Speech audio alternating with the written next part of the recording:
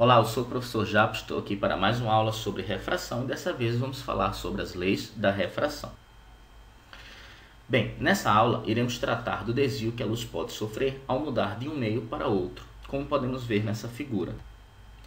É importante que conheçamos alguns elementos geométricos. Para que haja refração, nós temos que ter dois meios distintos.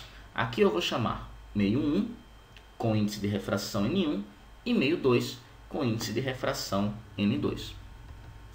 Existe uma reta que separa esses dois meios. Perpendicularmente a essa reta, vamos traçar uma reta que chamaremos de normal. A refração trata de dois raios, o raio incidente e o raio refratado. Eu vou repetir, o raio incidente e o raio refratado. Pois bem, entre o raio incidente e a reta normal, nós vamos medir um ângulo, é o ângulo de incidência. E entre o raio refratado e a reta normal, mediremos outro ângulo, é o ângulo de refração. E é o ângulo de incidência, R é o ângulo de refração. Note que o raio de luz, ao passar do meio 1 para o meio 2, se aproximou da reta normal. Ele seguiria esse caminho, mas ele acabou se aproximando dessa reta normal. Isso ocorre porque o meio 1 é menos refringente que o meio 2. Ou seja, o índice de refração do meio 1 é menor que o índice de refração do meio 2. Então, quando o raio de luz passa de um meio de índice de refração menor para um meio de índice de refração maior, o raio de luz irá se aproximar da reta normal. Obviamente, se o raio passa de um meio de índice de refração maior para um meio de índice de refração menor, o raio de luz vai se afastar dessa reta normal. Vamos às leis. A primeira lei da refração diz que as retas do raio incidente, do raio refratado e a reta normal são coplanares, ou seja, estão dividindo o mesmo plano. A segunda lei da refração também é conhecida como lei de Snell-Descartes, que vai fazer uma relação entre o índice de refração e o ângulo de incidência, entre o índice de refração e o ângulo de refração também, ou seja, N1 vezes o seno do ângulo de incidência é igual a N2 vezes o seno do ângulo de refração. Isso é o que nós chamamos de lei de Snell-Descartes. Vamos ver uma outra forma de enxergar essa lei. Sabemos que o índice de refração é inversamente proporcional à velocidade do meio. Nós vimos essa expressão na aula passada, C sobre V meio. Assim sendo, nós podemos passar o seno do ângulo de refração para o membro da esquerda, o índice do meio 1 para o membro da direita e ficamos com essa razão.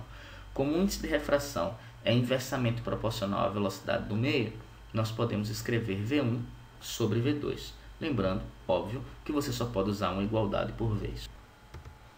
Vamos fazer um exemplinho para testar.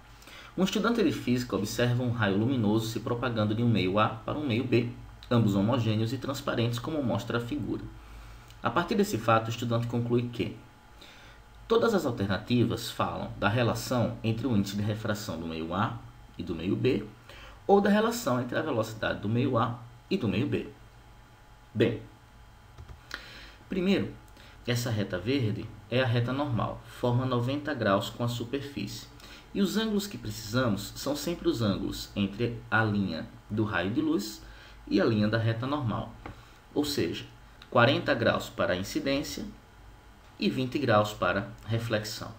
Percebemos com isso que a luz refratada ela se aproxima da reta normal.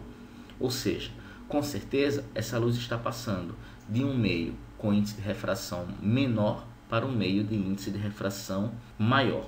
Isso faz com que a velocidade da luz diminua, ou seja, ela é maior no meio A e menor no meio B. Assim, a alternativa correta é a letra E, que diz que a velocidade de propagação da luz no meio A é maior que no meio B. Ok? Vamos ver outra? A figura mostra a trajetória de um raio de luz que se dirige do ar para uma substância X. Usando a lei de Snell-Descartes e a tabela dada, é possível concluir que o índice de refração da substância X é igual a... Bem, perceba que os ângulos que nós vamos usar são os ângulos de 30 graus e 48 graus. Utilizando a lei de Snell-Descartes, nós temos que o índice 1, ou seja, o índice do A, vezes o seno do ângulo de incidência, ou seja, seno de 48, é igual ao índice do meio X vezes o seno do ângulo de 30 graus. Substituindo os valores que nós temos na tabela, 48 graus é igual a 0,74, seu seno, e 30 graus é igual a 0,5 seu seno, nós vamos ter o índice do ar, que é 1, o seno de 48 graus, que é 0,74, o índice do meio x e o seno de 30, que é meio. 0,74 dividido por meio é 1,48, letra E. Muito bem, obrigado por nos assistir. Não esqueça de dar uma curtida no nosso Face, se inscrever no nosso canal do YouTube.